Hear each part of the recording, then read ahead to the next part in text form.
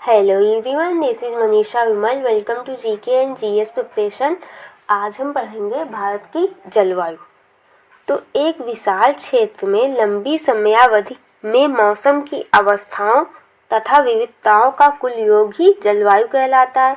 मौसम एक विशेष समय में एक ही क्षेत्र के वायुमंडल की अवस्था को बताता है, अर्थात जो मौसम का परिवर्तन होता है वह किसी क्षेत्र विशेष के वायुमंडल पर निर्भर करता है।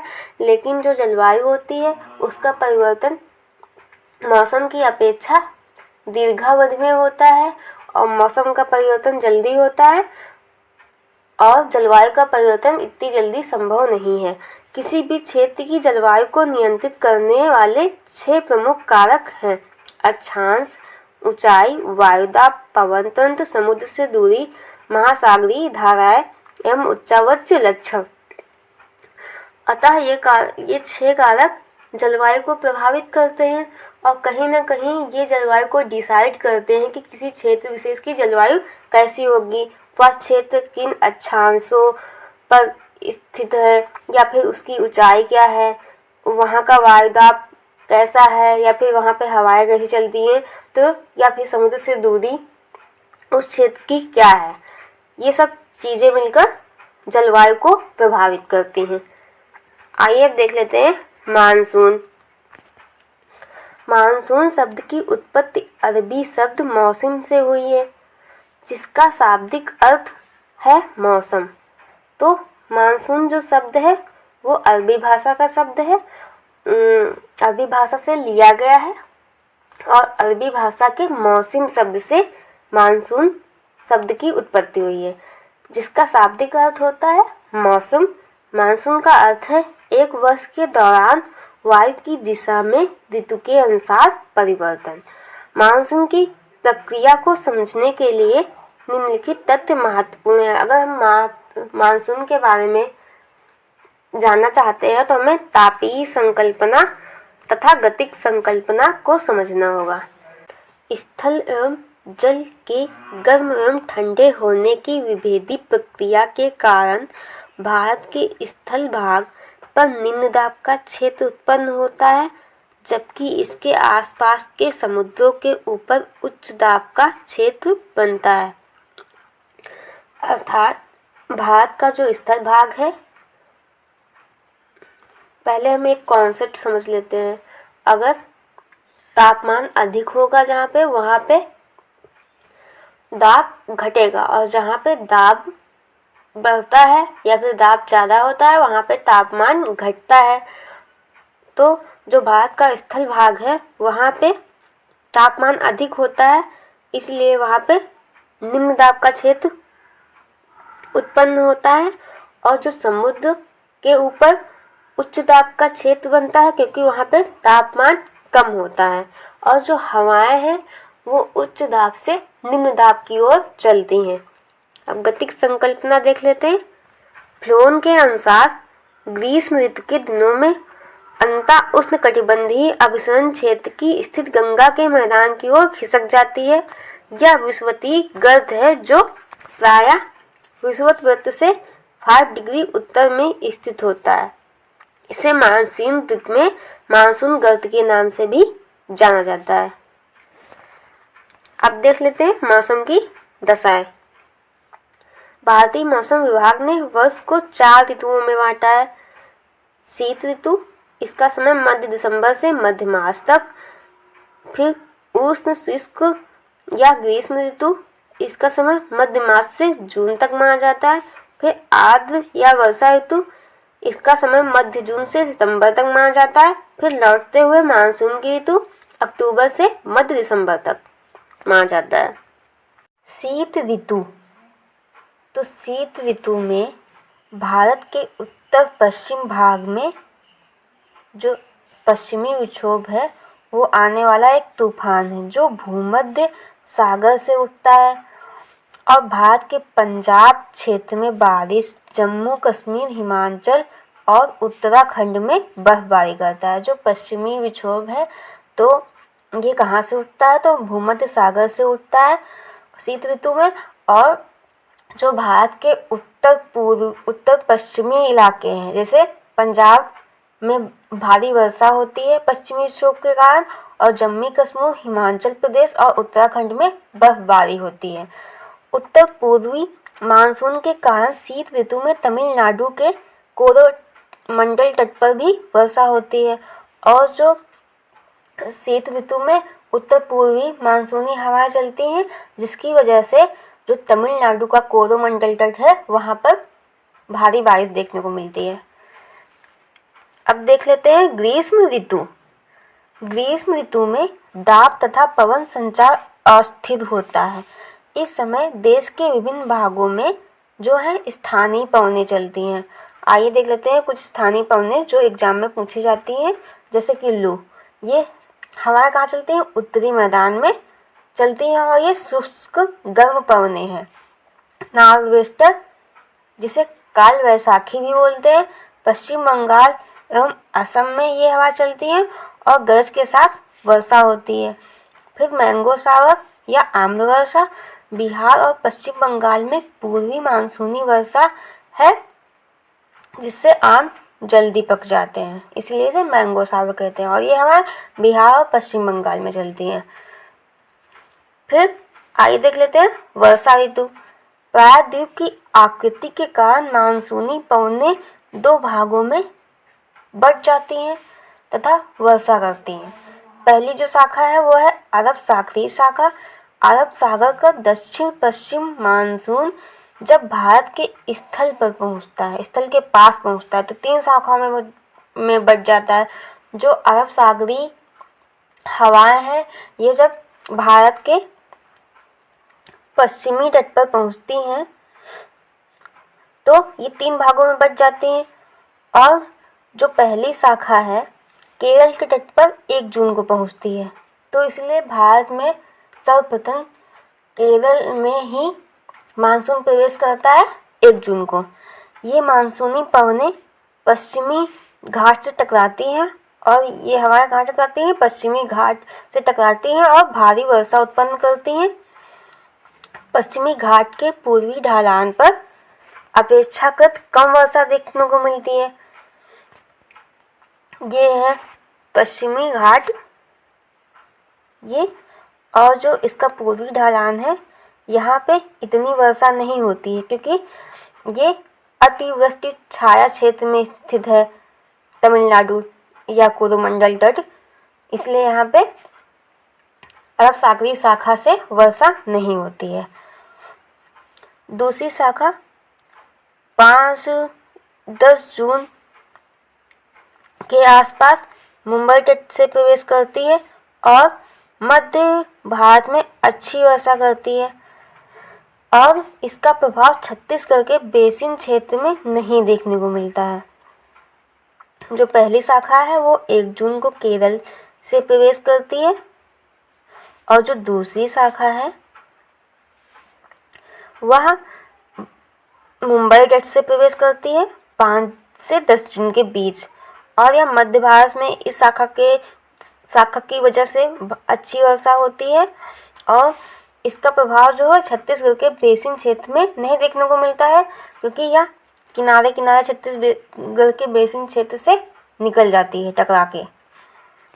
और जो तीसरी शाखा है गुजरात के सौराष्ट्र से प्रवेश करती है, अरावली के सहारे या आगे बढ़ती है, राजस्थान में कुछ वर्षा कर पंजाब पहुंचती है तथा बंगाल की खाड़ी से आने वाली मानसूनी पवनों के साथ मिलकर पश्चिमी हिमालय में वर्षा उत्पन्न करती है। तो आइए देख लेते हैं तीसरी शाखा भी। जो तीसरी शाखा है वह गुजरात के सौराष्ट्र से प्रवेश करती है और अरावली पर्वत श्रृंखला के सहारे आगे बढ़ जाती है, और राजस्थान में इसकी तीसरी शाखा की वजह से कुछ वर्षा होती है। और यह पंजाब शाखा जब पंजाब में पहुंचती है जब यह शाखा, तो यहाँ से कुछ बंगाल की खाड़ी से मानसूनी पवनों के साथ मिलकर यहाँ पर पश्चिमी हिमालय में वर्षा करती है। अब देख लेते हैं बंगाल की खाड़ी की दक्षिणी पश्चिमी मानसूनी पवनें। ये पवनें बंगाल की खाड़ी से आगे बढ़कर बांग्लादेश और म्यांमार के तटीय भाग से टकराते हैं। जो बंगाल की खाड़ी से बंगाल की खाड़ी की दक्षिणी मानसूनी पवनें हैं, ये बंगाल की खाड़ी में आगे बढ़कर कहाँ टकराती हैं, तो बांग्लादेश यहाँ पे स्थित है और यहाँ पे म्यांमार स्थित है और यहाँ पे म्यांमार की अराकन पहाड़ियाँ पड़ती हैं। वहीं से अराकन पहाड़ियों से टकराकर ये यहाँ ऐसे मुड़ जाती हैं ये हवाएं। म्यांमार तट पर स्थित अराकन की पहाड़ियों से ये पवनें विक्षेपित होकर भारत की तरफ मुड़ जाती हैं। ऐसे ये शाखाएं मुड़ जाती हैं और इसकी एक शाखा पश्चिम बंगाल और बांग्लादेश, यहाँ पे पश्चिम बंगाल पड़ता है, ये दक्षिण पूर्व से प्रवेश करती हैं, जो गंगा के मैदान, पंजाब के मैदान में बारिश होती है। दक्षिणी पश्चिमी मानसून बंगाल की खाड़ी की शाखाओं की वजह से। दूसरी शाखा उत्तर पूर्व में ब्रह्मपुत्र घाटी में जाकर प्रवेश करती है। इसके तहत मेघालय के गारो पर्वत शिखर पर स्थित मौसिनराम में अधिक वर्षा होती है। आइए देख लेते हैं दूसरी शाखा। तो एक शाखा जो है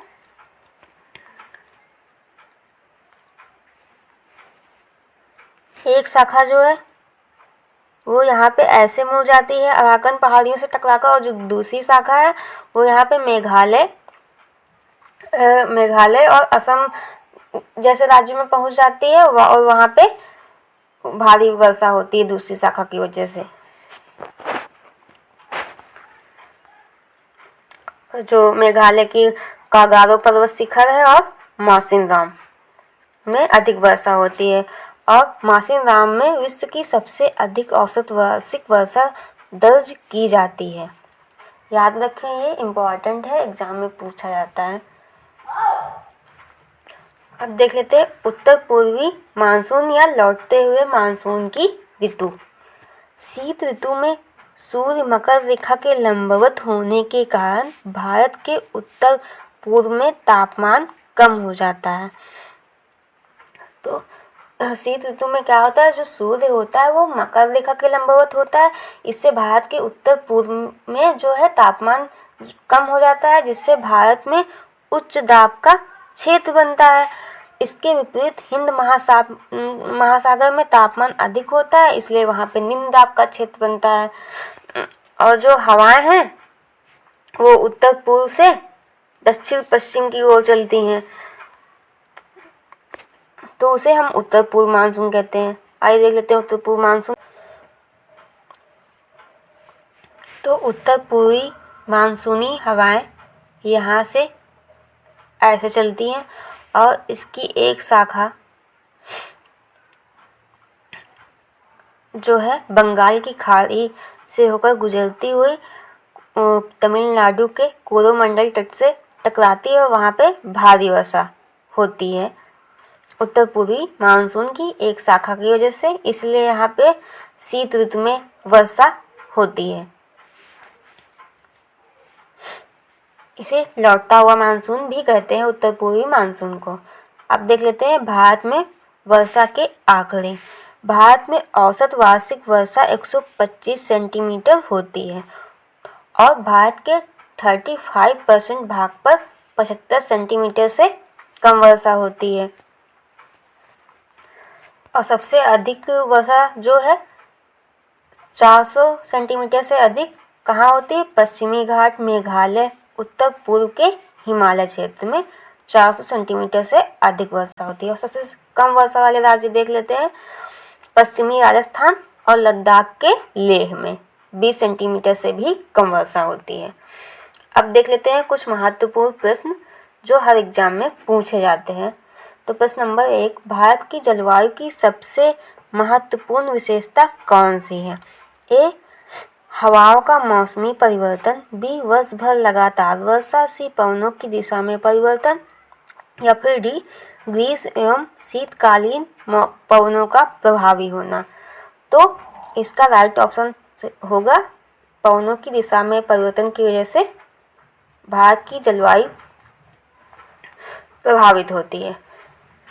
फिर प्रश्न नंबर 2, भारतीय मानसून का वर्णन करने वाले सबसे पहले किस अरब विद्वान द्वारा किया गया था? या फिर भारतीय मानसून का वर्णन सबसे पहले किसने किया था? ए अल बरूनी, बी अल मसूदी, सी अल अहमदी या डी इब्न खुर्दाद बे। तो अल मसूदी ने सबसे पहले भारतीय मानसून का वर्णन किया था। प्रश्न नंबर 3, निम्नलिखित में से कौन भारतीय मानसून को प्रभावित नहीं करता? A El Nino, B jet stream या डी तिब्बत का पठार या डी गल्फ स्ट्रीम। तो गल्फ स्ट्रीम जो धारा है वो भारतीय मानसून को प्रभावित नहीं करती। प्रश्न नंबर 4, अमृतसर की अपेक्षा निम्न अक्षांश पर स्थित होने के बावजूद शिमला अधिक ठंडा है, क्योंकि शिमला में अत्यधिक हिमपात होता है, या फिर बी शिमला में वायुदाब अधिक है, या फिर सी यह उच्च तुंगता पर है, या फिर डी शिमला में अत्यधिक वर्षा होती है। तो यह शिमला जो है वह उच्च तुंगता पर स्थित है, इसलिए यह अधिक ठंडा है। प्रश्न नंबर 5, निम्नलिखित में से किस राज्य में दक्षिण पश्चिम मानसून से वर्षा नहीं होती? ए राजस्थान, बी तमिलनाडु, सी कर्नाटक या डी पंजाब। तो दक्षिण पश्चिम मानसून से तमिलनाडु में वर्षा नहीं होती। प्रश्न नंबर 6, तमिलनाडु में शरतकालीन वर्षा अधिकांशतः किन कारणों से होती है? वह है ए पश्चिमी विक्षोभ, डी दक्षिणी पश्चिमी मानसून या सी उत्तर पूर्वी मानसून या डी दक्षिणी पूर्वी मानसून। तो तमिलनाडु में शरतकालीन वर्षा जो है उत्तर पूर्वी मानसून से होती है। प्रश्न नंबर 7, दक्षिण पश्चिम मानसून निम्नलिखित में से किस प्रदेश में सर्वप्रथम प्रवेश करता है? ए तमिलनाडु, बी महाराष्ट्र, सी गोवा या डी केरल। तो दक्षिण पश्चिम मानसून सर्वप्रथम केरल से प्रवेश करता है। प्रश्न नंबर 8, देश के किस भाग में मानसून के अरब सागर एवं बंगाल की खाड़ी दोनों ही शाखाओं से वर्षा होती है? ए मध्य प्रदेश, बी बिहार, सी पंजाब या डी ओडिशा। तो भारत के पंजाब राज्य में अरब सागरी और शाखा और बंगाल की खाड़ी दोनों ही शाखाओं से वर्षा होती है। प्रश्न नंबर 9, असम, पश्चिम बंगाल तथा उड़ीसा राज्यों में मानसून पूर्व आने वाली टरिड झंझाएं निम्न में से किस नाम से जानी जाती हैं? ए नॉर्वेस्टर, बी नॉर्थ ईस्टर या सी ईस्ट वेस्टर या फिर डी साउथ ईस्टर। तो ये हमारे नॉर्थ वेस्टर्स के नाम से जानी जाती हैं। प्रश्न नंबर 10, भारत के कोरोमंडल तट पर सर्वाधिक वर्षा होती है जनवरी फरवरी में, बी जून सितंबर में, सी मार्च से मई में या फिर डी अक्टूबर से नवंबर में। तो भारत के कोरोमंडल पर सर्वाधिक वर्षा अक्टूबर से नवंबर महीने में होती है। प्रश्न नंबर 11, भारत के उत्तरी पश्चिमी भाग में शीतकालीन वर्षा का कारण है? ए स्थानीय झंझावात, बी लौटता मानसून, सी पश्चिमी विक्षोभ या फिर डी पूर्वी विक्षोभ। तो भारत के उत्तर पश्चिम भाग में शीतकालीन वर्षा का कारण है पश्चिमी विक्षोभ। प्रश्न नंबर 12, भारत वर्ष में सर्वाधिक वर्षा कौन से क्षेत्र में होती है? ए पश्चिमी घाट हिमालय क्षेत्र या मेघालय, बी मध्य प्रदेश तथा बिहार, सी उत्तर प्रदेश हरियाणा तथा पंजाब, डी आंध्र प्रदेश तथा विदर्भ। तो पश्चिमी घाट हिमालय क्षेत्र तथा मेघालय में भारत में सर्वाधिक वर्षा होती है। प्रश्न नंबर 13, भारत में सर्वाधिक वर्षा प्राप्त करने वाला स्थान है? ए बीकानेर, बी चेरापूंजी, सी मौसिनराम या फिर सी डी शिमला। तो भारत में सर्वाधिक वर्षा प्राप्त करने वाला स्थान है मौसिनराम। भारत में ही नहीं अपितु विश्व में भी सर्वाधिक वर्षा जो है वो कहाँ होती है? मौसिनराम में होती है। प्रश्न नंबर 14, भारत में सबसे अधिक तथा सबसे कम वर्षा प्राप्त करने वाले दो राज्यों का सही क्रम निम्नलिखित में से कौन है? ए केरल तथा मध्य प्रदेश, बी मेघालय तथा राजस्थान, सी असम तथा राजस्थान या फिर डी केरल तथा राजस्थान। तो भारत के मेघालय में सर्वाधिक वर्षा तथा राजस्थान में सबसे कम वर्षा होती है। तो बी ऑप्शन सही होगा। प्रश्न नंबर 15, मौसिनराम और चेरापूंजी में अधिक वर्षा होती है क्योंकि यहाँ निम्न दाब रहता है, यहाँ सदा भाप भरी हवाएं चलती हैं, या फिर सी यहाँ वर्ष भर वर्षा होती है, या डी यहाँ की पहाड़ियाँ कीप की आकृति की हैं। तो मौसिनराम में और चेरापूंजी में अधिक वर्षा इसलिए होती है क्योंकि यहाँ की पहाड़ियाँ जो हैं वो कीप आकृति की हैं। प्रश्न नंबर 16, दिल्ली में अधिक वार्षिक तापांतर का कारण है। ए अल्पवर्ष, बी कर्क रेखा से निकटता, या सी मरुस्थल से निकटता, या डी समुद्र से अधिक दूरी। तो दिल्ली में अधिक वार्षिक तापांतर का कारण है समुद्र से अधिक दूरी। प्रश्न नंबर 17, भारत के किस भाग में सर्वाधिक दैनिक तापांतर पाया जाता है। ए पूर्वी तटीय प्रदेश, या फिर बी छत्तीसगढ़ मैदान के आंतरिक क्षेत्रों में, या फिर सी अंडमान द्वीपों में, या फिर डी राजस्थान के मरुस्थलीय क्षेत्रों में। तो भारत के राजस्थान के मरुस्थलीय क्षेत्रों में सर्वाधिक दैनिक तापांतर देखा जाता है। प्रश्न नंबर 18, जम्मू कश्मीर में होने वाली शीतकालीन वर्षा का कारण कौन सा है। ए लौटता मानसून, बी पश्चिमी विक्षोभ, या फिर सी स्थानीय पवनें, या डी शीतकालीन मानसून। तो जम्मू कश्मीर में शीतकालीन वर्षा का कारण है पश्चिमी विक्षोभ जो कि भूमध्य सागर से उठता है। प्रश्न नंबर 19, निम्नलिखित में से किस स्थान पर सबसे कम वर्षा होती है। ए बेल्लारी, बी जैसलमेर, या फिर सी जोधपुर, या फिर डी लेह। भारत में सबसे कम औसत वार्षिक वर्षा लेह में होती है। प्रश्न नंबर 20, यदि भारत में कर्क रेखा के स्थान पर विषुवत रेखा होती तो यहाँ की जलवायु पर क्या प्रभाव पड़ता। ए अधिक तापमान और कम वर्षा, बी अधिक तापमान और अधिक वर्षा, सी कम तापमान और कम वर्षा, या फिर डी कम तापमान और अधिक वर्षा। तो अगर कर्क रेखा के स्थान पर विषुवत रेखा होती भारत में तो यहाँ पर अधिक ताप और अधिक वर्षा होती। अगर सेशन पसंद आए तो लाइक शेयर और सब्सक्राइब करें।